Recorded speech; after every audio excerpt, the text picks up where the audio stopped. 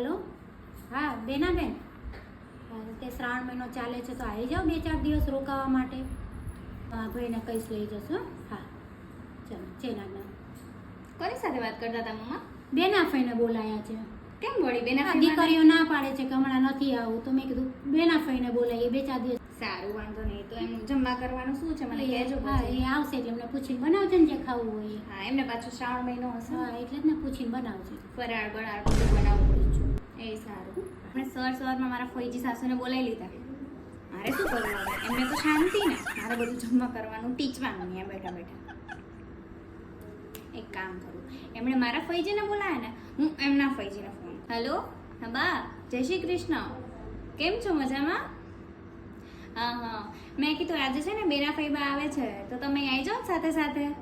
હા, તો તમારે મને નહીં ભેગું થવાય ને અમારા ઘરે તમારી પધરામણી થાય ને. હા હા, તો તમે આવો છો ને? પાકું ને? એ સારું. એ હા, જય શ્રી કૃષ્ણ. હવે મજા આવશે. માનો હા મમ્મા, તે વળી કોને ફોન કર્યો? એમાં કેવું છે કે તમે શ્રાવણ મહિનો હતો એટલે બેના ફેબાને બોલાયા, બરોબર? તો મારા ફઈજી સાસુ આવે છે તો તમારે આવવા જોઈએ ને. હે ભગવાન, તારા આવા ને આવા કામ હતા, એમને ક્યાં બોલાવવાની જરૂર હતી? એમાં શું છે વળી, મારા ફઈજી સાસુ આવે તો તમારે આવે ને. પણ વારા ફરતી બોલાવાય નહીં. બે ભેગા થાય ને એ બાને. તારે શાંતિ એમ કે ને. આવો આવો ફઈબા, તમે આયા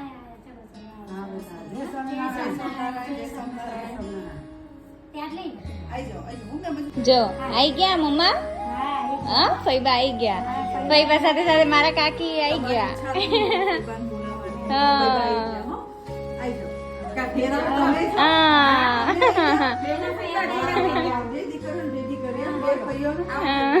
એટલે તો માનુએ ફોન કરી દીધો કે ફઈબા આયા છે તો આ ફઈબાને બોલાવી લે.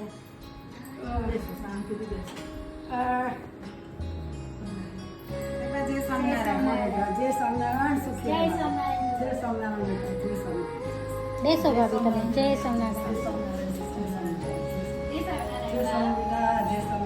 જો મારા ફઈબા જોડે જોડે મારા કાકી આઈ ગયા ને. બહુ બધા મહેમાન ભેગા થઈ ગયા.